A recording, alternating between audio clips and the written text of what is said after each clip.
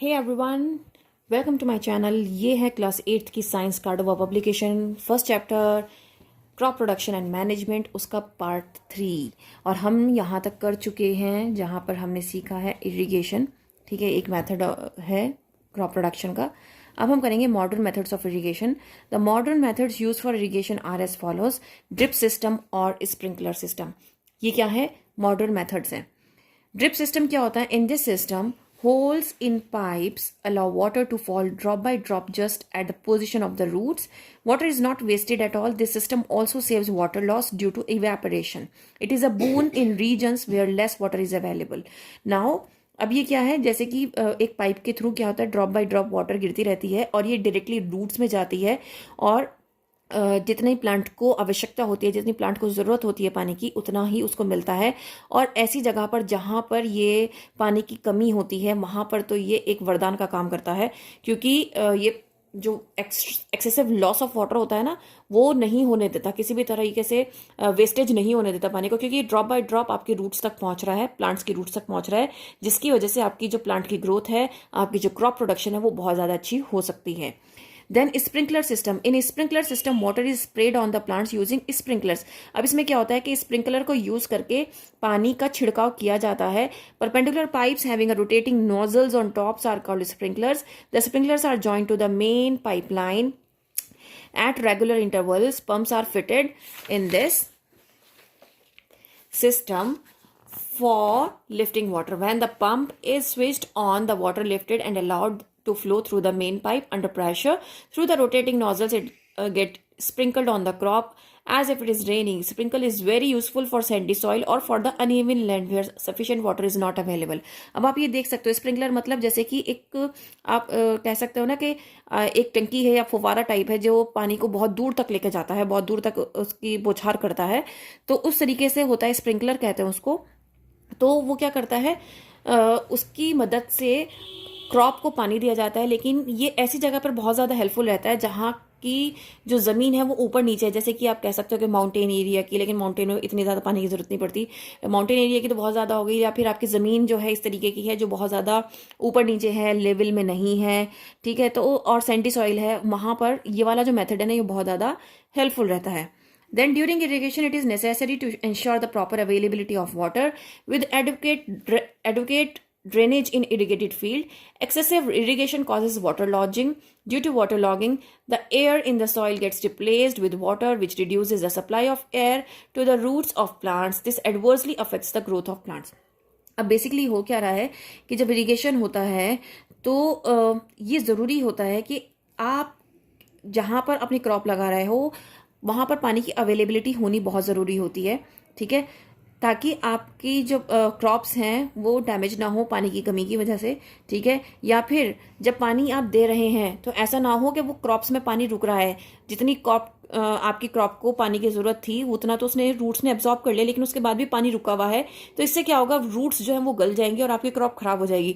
तो इसको कहते हैं वाटर लॉगिंग। आपकी जो मतलब जो आपने बना रखी है ना, मतलब ऐसे नालियाँ सी बनाते हैं प्रॉपर, तो उसमें क्या करते हैं, जब सीड्स लगा रहे हैं तो हमें इस बात का ध्यान रखना होता है कि पानी का जो बहाव है वो इस तरीके से हो कि जितना रूट्स को ज़रूरत है वो रूट्स पानी सॉइल जो है वो एब्जॉर्ब कर ले पानी को, और उसके बाद जितना भी एक्सेसिव वाटर है वो बह जाए और आगे चला जाए, और जितने आगे प्लांट्स लगे हुए हैं वो वहाँ पर उनको यूटिलाइज कर ले उस पानी को, ठीक है, जिसकी वजह से जो ग्रोथ की है प्लांट की वो बिल्कुल भी अफेक्ट ना हो।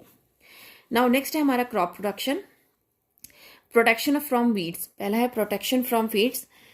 The unwanted plants which grow along with the cultivated crop in the field are called weeds.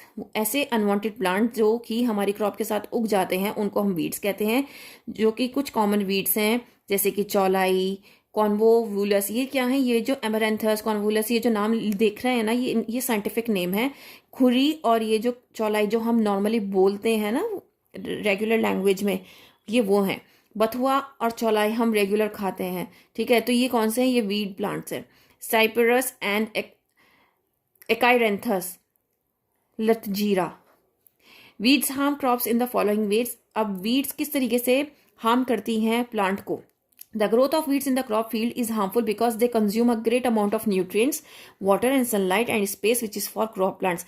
अभी भाई कोई भी प्लांट ग्रो कर रहा है तो ऑब्वियसली उसको स्पेस भी चाहिए, पानी भी चाहिए, न्यूट्रिएंट भी चाहिए, सनलाइट भी चाहिए, तभी तो ग्रो करेगा।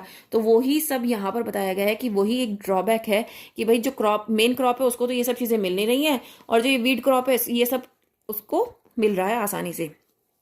The weeds harbour pest harmful insects that destroy crops. Crop pest spread various crop disease. अब कुछ ऐसी वीड्स भी होती हैं, वीड प्लांट्स भी होती हैं जिनकी वजह से बहुत जल्दी कीड़ा हो जाता है, और जो हमारी मेन फसल होती है उसमें भी कीड़ा लग जाता है, जिसकी वजह से हमारी जो फसल है वो खराब हो जाती है, डिस्ट्रॉय हो जाती है। Some weeds produce toxic substances that may be poisonous for animals and human beings.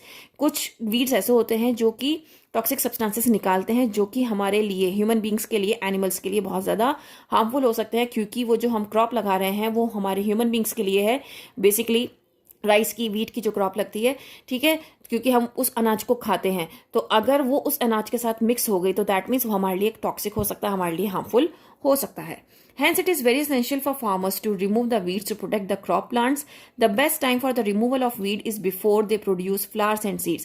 अब weeds कब remove कर सकते हैं? उस टाइम पे जिस टाइम पर मतलब फ्लावर्स और जो सीड्स हैं वो ना आए हों, उससे पहले ही हमें क्या करना होता है?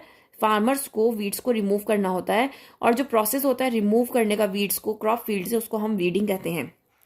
अब वीडिंग के भी कुछ मेथड्स होते हैं, एक होता है मैकेनिकल मेथड, दूसरा होता है केमिकल मेथड। मैकेनिकल मेथड में क्या होता है?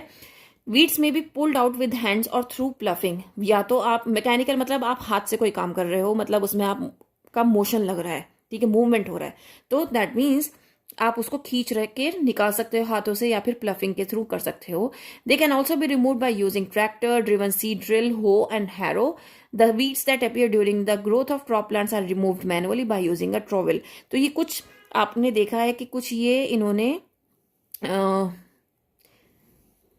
इंस्ट्रूमेंट्स के नाम लिखे हैं, इंस्ट्रूमेंट्स कह सकते हैं, या फिर आप इनकी कुछ चीज़ें हैं जिनके थ्रू आप क्या कर सकते हो, रिमूव कर सकते हो वीड्स को, ठीक है। नाउ केमिकल मेथड कौन सा है? वीड के लिए केमिकल्स आते हैं जो कि जिनको हम वीडीसाइड्स कहते हैं। अगर हम उनको वीड्स पर डालेंगे तो क्या होगा? वो उस वीड्स को डिस्ट्रॉय कर देंगे, किल कर देंगी।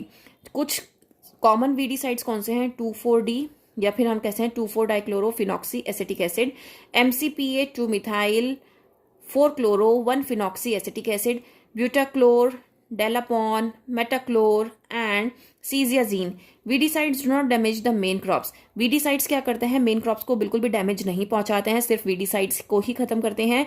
स्प्रेइंग ऑफ वीडीसाइड्स में affect the health of farmers. Weedicides बहुत खतरनाक होती है क्योंकि वो एक भाई वीड्स को खत्म करने के लिए होती है, लेकिन वो फार्मर्स के लिए बहुत ज़्यादा हार्मफुल होती है, क्यों? और फार्मर्स को अपना मुंह वगैरह ढक के बहुत अच्छे से उसके बाद उसको स्प्रे करना होता है। They should cover their nose and mouth with a piece of cloth during spraying of weedicide with a sprayer. The grains should be washed thoroughly before consumption because weedicides are poisonous.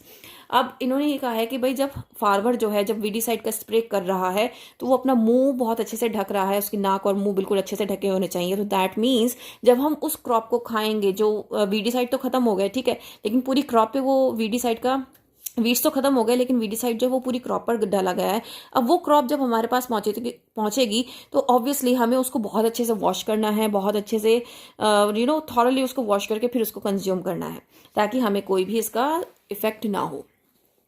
Then biological method, insects or some other organisms that consume and specifically destroy the wheat plants are introduced in the crop field. कुछ ऐसे plants भी होते हैं, कुछ ऐसे insects होते हैं या organism होते हैं जो हम फील्ड में छोड़ देते हैं, जो कि उन वीड्स को खाते हैं और हमारी क्रॉप को बिल्कुल भी खराब नहीं करते हैं। इसीलिए इस मेथड को हम क्या कहते हैं? Biological control of weeds. The best Indian example of biological control is weeding of prickly pair cactus by using the cochineal insects. तो ये इंपॉर्टेंट है, ठीक है, इसको आपको याद करना है।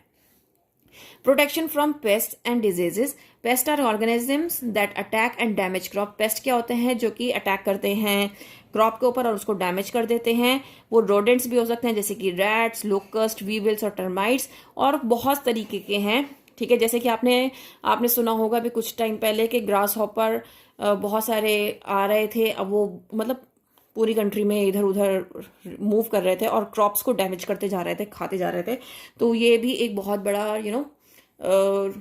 हमें मतलब जो भी फार्मर्स है ना, उनके लिए बड़ा खतरनाक मामला हो जाता है कि वो इतनी मेहनत से अपनी क्रॉप्स को उगाते हैं और इस तरीके के कीड़े या फिर इस तरीके की बलाएं आती हैं और मतलब पूरी क्रॉप्स को एकदम ख़त्म करके नष्ट करके चली जाती हैं। तो आप खुद सोचिए कि फार्मर्स को कितना नुकसान होता होगा। These pests can be controlled by pesticides. Pesticides kill the pest and their eggs without damaging the crops. Pesticides क्या करते हैं, किल करते हैं पेस्ट को और एग्स को, उनके एग्स को, क्रॉप को डैमेज किए बिना। दीज इंक्लूड रोडेंटिसाइड्स, जो कि रोडेंट्स को और इंसेक्टिसाइड्स को किल करते हैं।